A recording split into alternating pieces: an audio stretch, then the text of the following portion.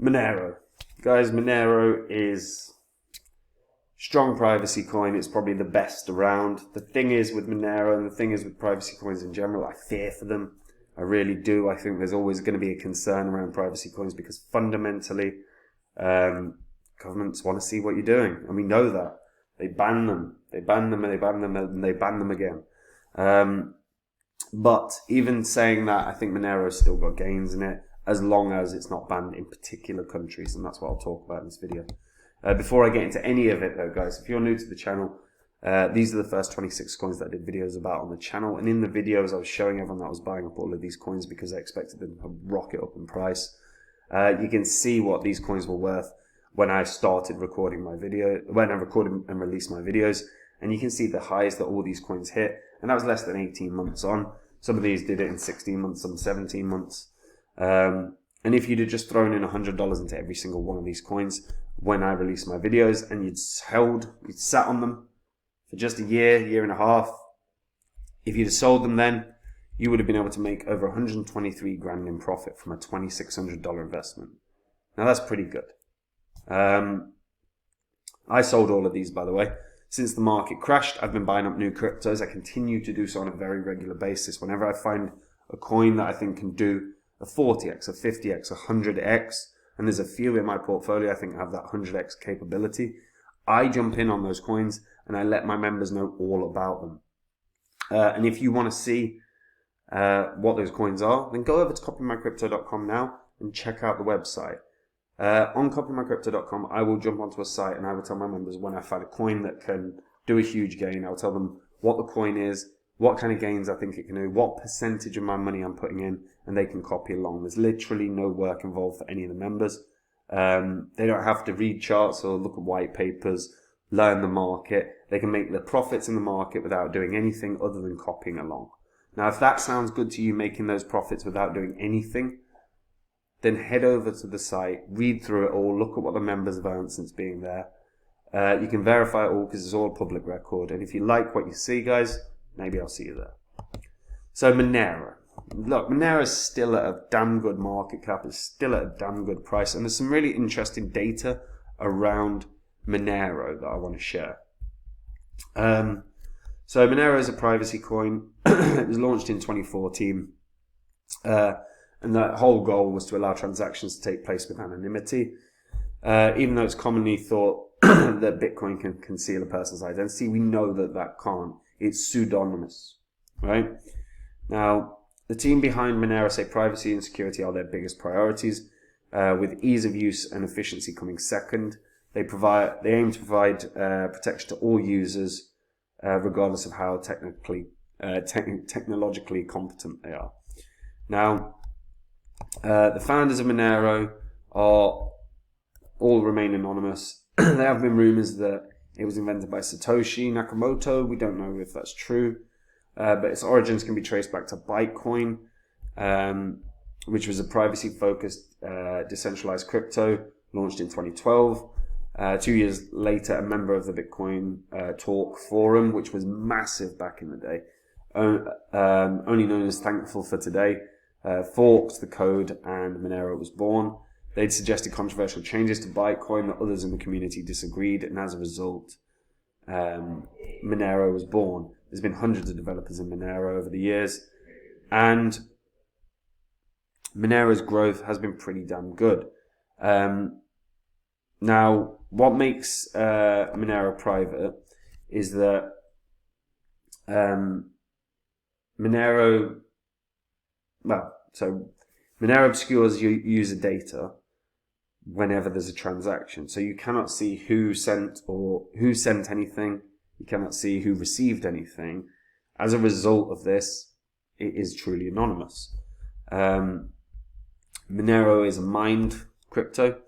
Technically, there's an infinite amount of supply, but it's very, very, very slowly produced. And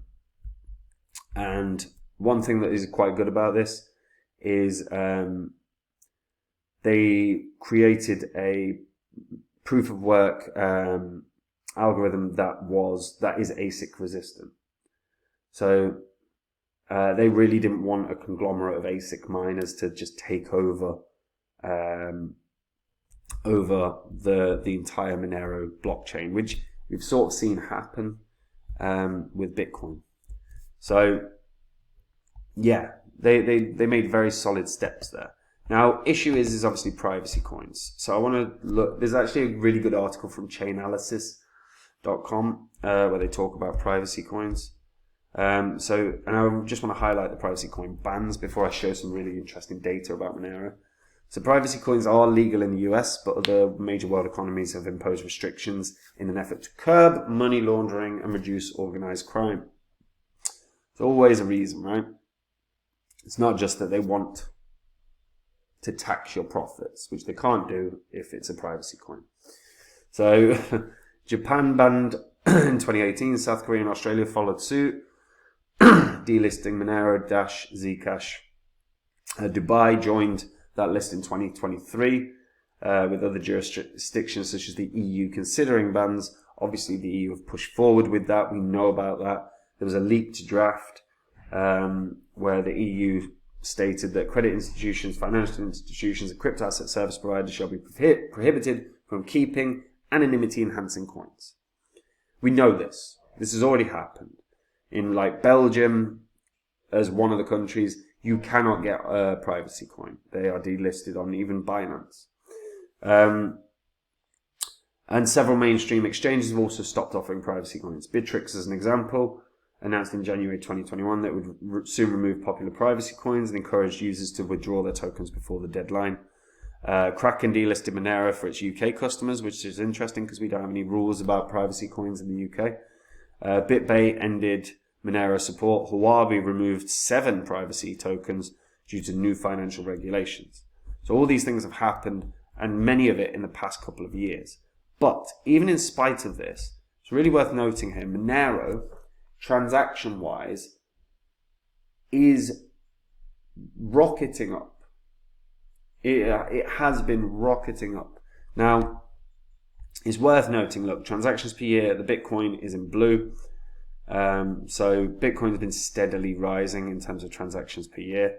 So as an example, 2021, there were nearly 100 million Bitcoin transactions, but there was still, about sort of 9 million or so Monero transactions. So Monero transactions consistently sort of hovering around 10% of the overall transactions of Bitcoin over the past few years. That's a really strong step. That means more people are using Monero year on year on year. That means Monero has garnered legitimate interest from a lot of people. People want to hide what they're doing. It might be that they hide what they're doing, but people just want their privacy. So Monero's got real appeal, as do all privacy coins. They're always going to have very strong, very legitimate appeal. However, the big issue is always going to be, what do governments do? Because the moment that if the US is the strongest example here. If the US ban privacy coins, that's it for pretty much privacy coins, right? It's going to be very, very difficult for any of them to maintain any price. They're not going to be able to maintain a long-term uptrend because the volume is going to be crushed. The volume on Monero right now is 62 million a day.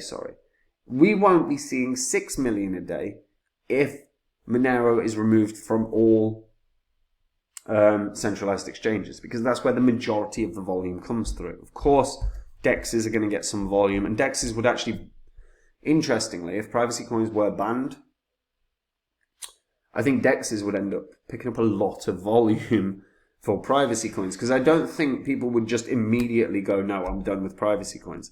I think a lot of people would be pissed off and try and buy them on DEXs. So I think we'd actually see a really interesting surge in DEXs. And those coins that run the DEXs would probably gain a lot of momentum, a lot of price action. So as an example, if we have a look at DEXs, you can see there's a few DEXs knocking about, but look at the volume, not pretty bad, other than TradeOgre, but TradeOgre looks to be, there's 3 stars, and they always say 3, significantly differs from the cryptocurrency's price. Yeah, so that price is ridiculous. So yeah, So that volume can't be trusted. That volume kind of can be trusted. So, but again, you see, these are all the dexes. Volume's piss poor. So if privacy coins were banned by America, privacy coins are in big, big trouble, because that's where the majority of the volume is coming through. If that doesn't happen, which I don't think it's going to happen anytime soon, and the only reason I say that is purely off the basis that governments move slowly. Governments move incredibly slowly. You know, privacy coins have been around for a long time. It's taken, you know, only Japan was the first to really get banning privacy coins. They did it in 2018. Everyone else took till 2021, 2022. And to put that into context, privacy coins had been around for 7 years by that point. So they're not fast movers. But it's worth noting, Monero has went from high to high. It's in a long-term uptrend. It's actually, and you got to understand that even in this bull cycle here, I think its price that it actually reached was still about $500 in 2018. And then it hit $517 in 2021. So it's going to be knocking around that price for its high in the next bull cycle. So I'd be looking at $525, $520, which is basically the previous high that it had. It's not super bigger. It's just about right. That's still putting a market cap of $9 billion, which is about right, I think, for the most important privacy coin around, and the most well regarded, the first of its kind. But I'm not expecting this to hit $1,000. I think there's always going to be that external pressure of fear around governments shutting down privacy coins, and I think we'll see that narrative come out again and again and again. Have no doubt in the next bull cycle, which will be sort of end of 2024, early 2025, midway through, we're going to see governments talking about, privacy coins are terrible, you know, organized crime's using them, they're being used to fund terrorism, they're being used for money laundering, all that, and the same old narratives will come out, and that will ramp up the fear of bans of privacy coins, which will cause some price suppression for those coins. But we know the deal. We've done it it's happened every single bull cycle that we've had that sort of narrative knockabout at some point. So yeah, if you're like a trader in privacy coins, just be aware of that, because when that does happen, you're going to want to short those coins because they will tank. But let me know what you guys think about that.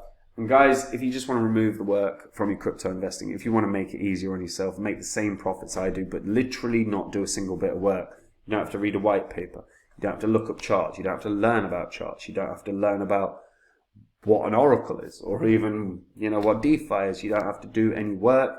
I removed the thousands and thousands and thousands of hours worth of work required to be successful in this market, and I do it all, and the members on my site, copymycrypto.com, can just copy along. When I find a winner, a coin that's going to do a run like I said with Phantom, I'll jump onto my site and I'll tell my members what the coin is, what kinds of profits I think it can have, what percentage of my money I'm putting in. They can copy along exactly. It removes every single piece of work for anyone.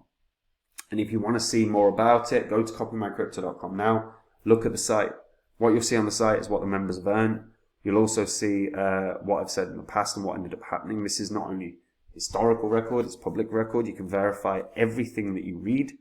And if you like what you see, guys, try the service. And if you like it, brilliant. Even if you don't, you get your money back, guys. No worries. But there's no obligation to buy. Keep supporting the channel, please. And that is it from me. Take care. Bye-bye.